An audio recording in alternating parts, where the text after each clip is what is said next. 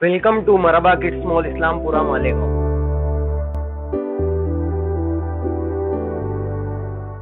मानव समाचार, मानवता के हक में।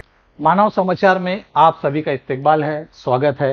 मैं अमजद खान, कैमरामैन शहबाज खान के साथ आज हम स्पेशल इंटरव्यू कर रहे हैं संभली इलेक्शन 2024। संभली इलेक्शन 2024 में मालेगांव का रुख क्या होगा, मालेगांव किस सिमत जाएगा। आज हमारे स्टूडियो में मौजूद है एहतशाम बेकरी वाला। एहतशाम बेकरी वाले ने अपनी शुरुआत MDF से शुरुआत की थी, मालेगांव डेवलपमेंट फ्रंट से शुरुआत की थी। तो मैं एहतशाम भाई आपका स्वागत करता हूं मानव समाचार में, और हम इस्तकबाल करते हैं आपका कि आपका जो सियासी करियर है, पहले तो हम ये जानना चाहेंगे कि आपने जिस वक्त MDF बनवाया था तो उस वक्त सूरत हाल क्या थी और MDF बनाने की क्यों ज़रूरत थी आपको मालेगांव शहर के लिए। बिस्मिल्लाहिर्रहमानिर्रहीम। सबसे पहले मैं मानव समाचार के जो डायरेक्टर हैं अन्नू फिटर ने हमको यहाँ आने का मौका दिया, मैं उनका शुक्रिया अदा करता हूँ। और मैं सियासी स्टार्ट हमारा जो हुआ था, हम लोगों ने कुछ देखकर ही जो सियासत के अंदर कदम रखा। सबसे अहम वजह ये थी कि शेख आसिफ नौ नस्ल साहब जिस टर्म के अंदर 2019 में आमदार थे, उस वक्त तो मेरी बहन का जो है MBBS कंप्लीट हुआ था BJ मेडिकल पूना से। वो होने के बाद शेख आसिफ साहब जो है घर पर तशरीफ़ लाए, उन्होंने मेडल सर्टिफिकेट, वो आमदार थे, उन्होंने उसका आगे सत्कार किया। बहुत अच्छी बात, करना भी चाहिए, हम उनकी सराहना करते हैं। फिर जब मेरी बहन का जब मेडिकल ऑफिसर के लिए जब उसका जॉब का प्लेसमेंट हुआ, तो सबसे अहम बात यह है कि वो हरसुल में आया, जो नासिक से काफ़ी दूर है, यहाँ से लगभग 200 किलोमीटर पकड़ लो आप। तो शेख आसिफ साहब से हमने बात की कि साहब आप आमदार है। जब रत्ना रोखंडे जो हेल्थ ऑफिसर थी उस टाइम नासिक की, तो उनसे बातचीत हुई, उन्होंने किया कि ठीक है, कि उन्होंने कहा कि मैं रत्ना रोखंडे से बात कर लिया हूँ, आप वहाँ पर चले जाओ। और वहाँ जाने के बाद जो है उसका जो है अपन जो झोड़गा ग्रामीण हो गया, उसके बाद जो है ये अपना दाबाड़ी हो गया, यहाँ करीब के जो खेड़े हैं मैं वहाँ पर करवा दूंगा। अब ये सारी बातें होने के बाद मैं नासिक गया। नासिक जाने के बाद जो है मेरा काम नहीं हुआ, मैं वहाँ से वापस आया। फिर उन्होंने कहा कि जाओ मेरी बात हो गई। फिर मैं वापस गया, फिर बात किया, लेकिन काम नहीं हुआ। वो होने के बाद फिर मैंने कहा, फिर मैं उनको फ़ोन लगा रहा था, वो मेरे कॉल से ही नहीं उठा रहे। तो मैंने कहा कि यार जब 8वीं 7वीं पास इंसान जो भी है वो शहर का आमदार है, वो काम नहीं कर पा रहा, मैं तो ग्रेजुएट हूँ, मैं खुद कर सकता हूँ। और अल्हम्दुलिल्लाह मैंने मेरी काबिलियत में मेरी बहन का झोड़गा में मेडिकल ऑफिसर के लिए मैंने वहाँ पर उसकी प्लेसमेंट अल्हम्दुलिल्लाह अपनी पहुँच और अपनी ताकत से कर दी।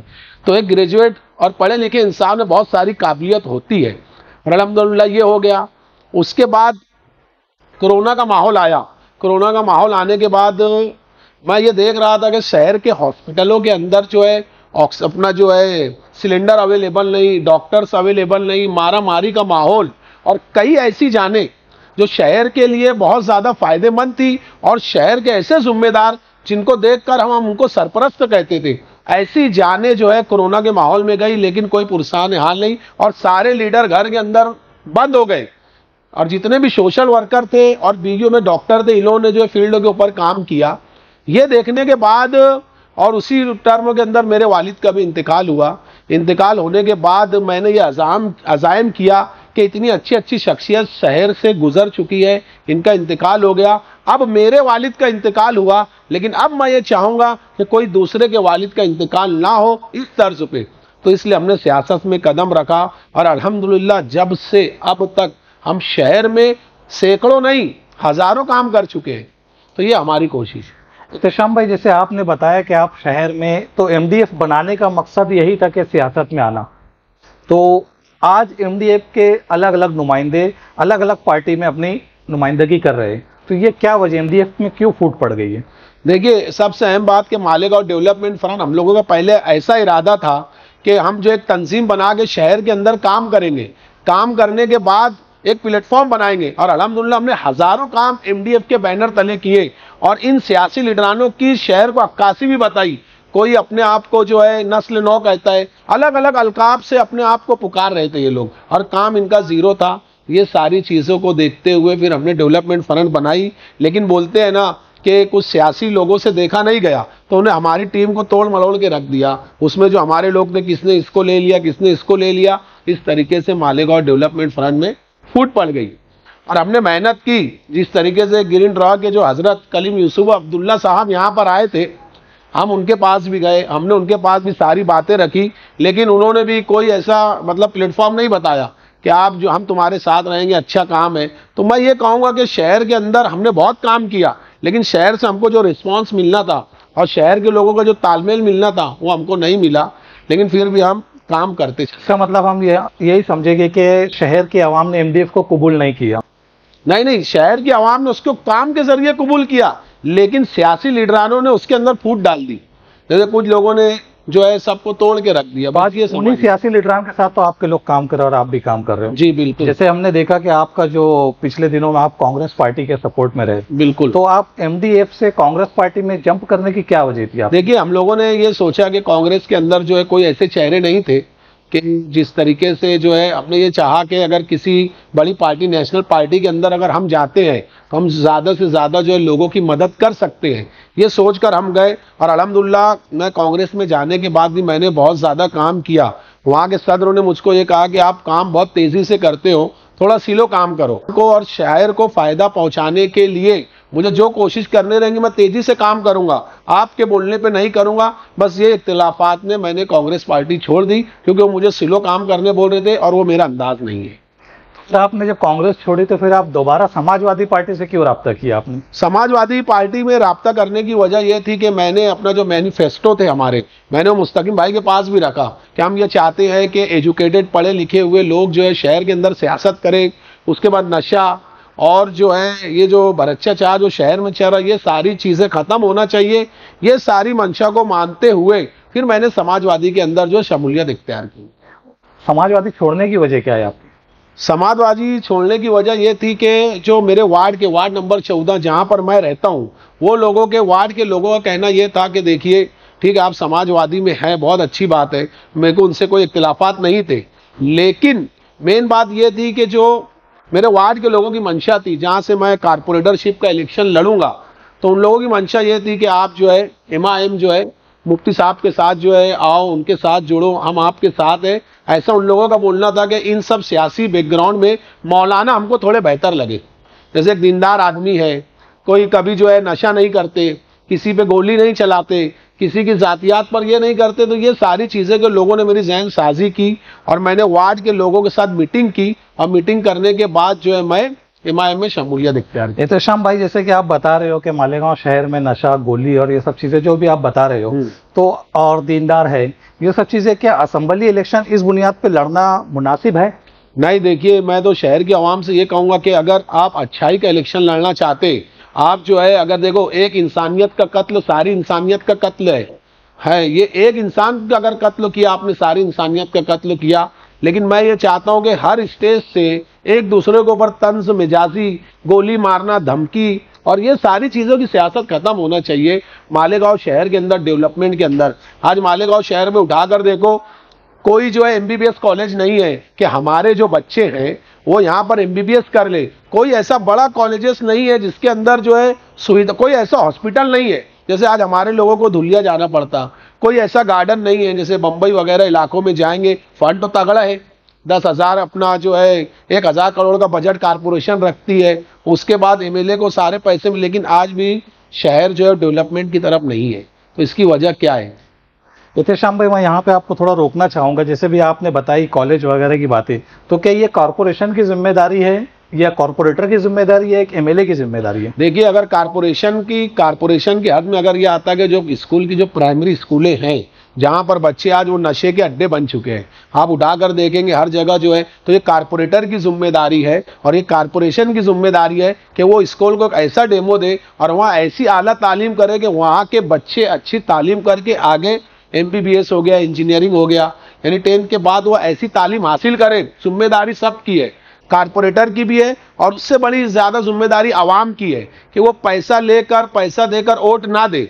जो पैसा लेते नहीं, अपने फ्यूचर को ना बेचे, वो अपने बच्चों का मुस्तकबिल देखे। आज जो है कारपोरेटर से पाए, और कारपोरेटर भी ऐसे जिसके 2 नंबर धंधे हैं, जो शहर के अंदर गुंडागर्दी करता, तो मैंने देखो, मैं मुफ्ती साहब के साथ इसलिए गया, मैंने वहां पर मेरी बात रखी कि मौलाना आप एक बात ये सुनिए, हम आपके साथ आ रहे हैं, लेकिन आप नौजवानों को टिकट दो, शहर के पढ़े लिखे नौजवानों को टिकट दो, नशे के आदि करप्टेड जो ऐसे लोग हैं उनको किनारे करो और अच्छे लोगों को सियासत में लाओ।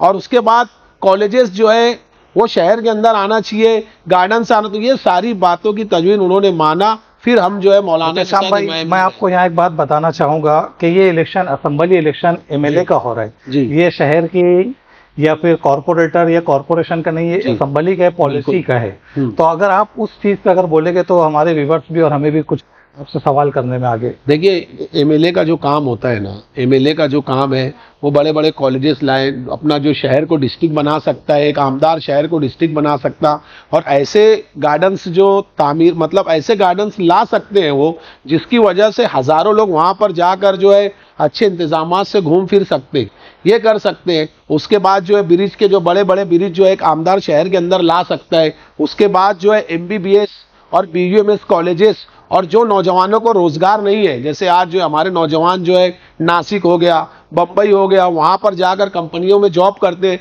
तो ऐसी कंपनियां वो यहाँ ला सकते हैं। और जो पावर बिजली यहाँ पर जो मनमानी कर रही है शहर पे, उस पर इकदाम लगा के वो उसका भी बायकाट कर सकते हैं। ये सारे एक आमदार के काम होते हैं। श्याम भाई, आप इस बात को मानते हैं कि ये सब असेंबली इलेक्शन में आमदार के मैनिफेस्टो में चीजें होना चाहिए? बिल्कुल होना चाहिए। ठीक, तो आप इन मुद्दों पे मुफ्ती साहब के साथ में, जैसे कि देखा जाए मौजूदा जो आमदार है मुफ्ती मोहम्मद इस्माइल कासमी साहब, पिछली टर्म में इन्होंने इन सब पैरामीटर पे काम किया या शेख आसिफ ने काम किया, तो आप किस तरीके से, मतलब किस बुनियाद पे आप उनके सपोर्ट में उतरे, एमआईएम के सपोर्ट में? देखिए, शेख आसिफ ने क्या काम किया, कारपोरेशन उनके अंडर में था, वो आमदार भी थे, लेकिन शेख आसिफ साहब से शहर को जो फायदा और जो बेनिफिट्स मिलना चाहिए था वो कुछ भी नहीं मिला। मैं ये कहूँ, ठीक है, अभी शहर के जो अभी हाली जो आमदार है, उन्होंने तो लगभग 165 करोड़ और ना जाने क्या क्या जो उन्होंने पूरा जो है विथ पेपर के बाद जो है अलामा पुल का जो काम चालू है, तो उन्होंने काम किया जो भी है, लेकिन जिस तरीके से उनको गाइडलाइन मिलना चाहिए थे, जिस तरीके से लोग यानी अपने इर्द गिर्द ऐसे लोगों को रखे जो पढ़े लिखे हो, जो उनको बताए किस तरीके से काम करना चाहिए, अगर इस तरीके के साथ अब वो जुड़े तो इंशाल्लाह मैं ये यकीन दिलाता हूं कि अगर इस बार शहर का आमदार मुफ्ती साहब अगर वापस से जो है शहर अगर उनको चुन के देता हूं, तो मैं ये बात यहां से ऐलान करता हूं कि इंशाल्लाह हम उनके साथ लग के एमबीबीएस कॉलेज मालेगांव शहर के अंदर लेकर आएंगे। उसके बाद एमबीबीएस जो गार्डन, जो ऐसे गार्डन जहाँ पे हजारों लोग वहां पर जो है कयाम कर सकते, अच्छे इंतजामात से घूम सकते, अगर शहरियान उनको वोट देकर जिताएंगे तो इंशाल्लाह मैं ये वादा करता हूं कि उनके साथ लग के हम वो लेकर आएंगे। श्याम भाई, जैसे कि आपने हमें बताया, मगर हमने आपके पिछले इंटरव्यू देखे हमारे मानव समाचार के जरिए, तो आपने उसी आमदार के ताल्लुक से कई ऐसी बातें की कि नाकारा आमदार है, ये है, आपने पिछले 5 सालों में उनसे काम नहीं करवा पाए, तो क्या आपको ऐसी उम्मीद है कि आप आइंदा 5 सालों में करवा पाएंगे? देखिए, अभी जो आमदार के साथ अभी जो 2 स्टेज लग रहे, मैं तो ये कहूंगा कि ऐसे ऐसे लोग सियासत के अंदर ऐसे लोग हैं।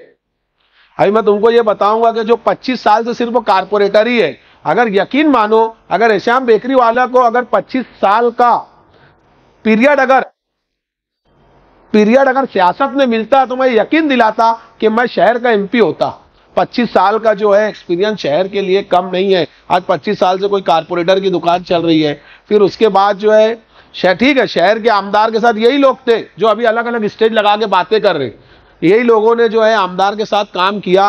तो आमदार का बोलना यही है कि ये लोगों ने मेरी टांगे खींची है। मैं उनसे मिला कि मुफ्ती साहब ये तुमने ये सब काम किया, बोले नहीं, मेरे साथ लोग जो है वो दुरुस्त नहीं थे, यही सब टांग खींचा खाची चलने की वजह से शहर के अंदर जिस तरीके से काम होना, और कहीं ना कहीं एमआईएम से चुन के आने के बाद भी जो कोरोना का माहौल था वो एक अलग टर्म था, यानी कोरोना का माहौल था, बहुत सारी दिक्कतें, इसलिए शहर के आमदार ने शहर में काम किए, उन्होंने जितना करना था उन्होंने 165 करोड़ और जो भी है सबके सामने है, इसमें यूट्यूब पे भी देखा, उन्होंने सारी बात की, तो उन्होंने काम की। अब जैसे हम अपोजिट कहीं भी रहे तो एक दूसरे पे तो इल्ज़ाम तराशी और बातें तो चलती है।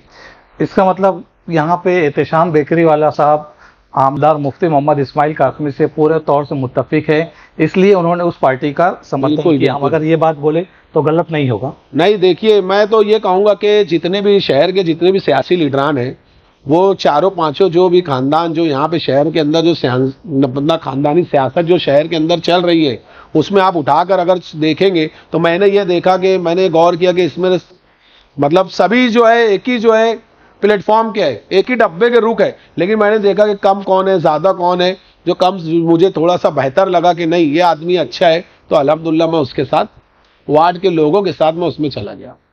हमें कुछ आवाम की ये भी शिकायतें आई है कि एहतशाम बेकरी वाला ने हर वक्त अपने आप को बड़े लोगों के साथ जोड़ने के लिए सियासी पार्टी तब्दील की। जैसे कि कांग्रेस में जाने का आपका मकसद ये था कि कांग्रेस के हाईकमान तक आपका राब्ता हो सके, वो भी आपने छोड़ दी। उसके बाद समाजवादी पार्टी में आप सिर्फ इसलिए पहुंचे ताकि आपके अखिलेश यादव या इकरा हसन से राब्ता हो जाए, या फिर आप MIM में इसलिए पहुंचे कि आपका राब्ता असदुद्दीन अवैसी और बड़ी मतलब सियासत के जो बड़े लीडरान हैं उनसे आपका नेटवर्क जुड़ सके, इसलिए आपने उन पार्टियों को सपोर्ट किया है। तो ये इल्जाम कहाँ तक सही है? ये तो इल्जाम तो ऐसा है कि आप मेरा एक भी फोटो, शहरियात भी ये बात देख रहे कि एक भी मेरा फोटो ना इकरा हसन के साथ आप बताएंगे, ना जो है अखिलेश यादव के साथ बताएंगे, ना तो अभी जो अपने अकबरुद्दीन अवैसी जो शहर में आए तो उनके साथ भी एक भी मेरा फोटो नहीं। क्योंकि एहतशाम बेकरी वाला खुद अपने आप में एक लीडर है, और लीडर वही होता है जो लोगों को फायदा रसानी के काम करके लोगों को फायदा पहुंचाए। और अल्हम्दुलिल्लाह मैं खुद एक लीडर हूं। मैं औरंगाबाद जाता हूं, बंबई जाता हूं, वहां पे जो भी मेरे ताल्लुक के लोग हैं वो खुद मेरे साथ फोटो खिंचाते हैं अल्हम्दुलिल्लाह कि हम तुम्हारा काम देखते हैं, हम तुमको पसंद करते हैं। तो मेरा बोलने का मतलब यही है कि मुझे जो अखिलेश यादव, अकबरुद्दीन अवैसी साहब और जो है इनसे मुझे कोई लेना देना नहीं। शहर के फायदे के लिए मैं खुद अपने आप में एक लीडर हूं, और अल्हम्दुलिल्लाह मैंने अपने दम पे 10 लाख रुपए कारपोरेशन से लेकर आया। अभी 3.5 लाख रुपए का जो है LED लाइट जो उन्होंने दिया, 2 करोड़ रुपए का प्रस्ताव मैंने कहा था कि शहर के पूरे शहर के LED वाइट जो है LED वहां पर जो है पीले निकल कर LED लगना चाहिए। 2 करोड़ रुपए का वो फंड पास हुआ, और अल्हम्दुलिल्लाह नवंबर एंडिंग के अंदर मालेगांव शहर के अंदर 1 करोड़ रुपए का फंड खुद बेकरी वाला अपने दम पर और अपने लीडरशिप में शहर को फायदा पहुंचाएगा। तो काम इसको बोलते हैं, और काम करने वालों की हार नहीं होती।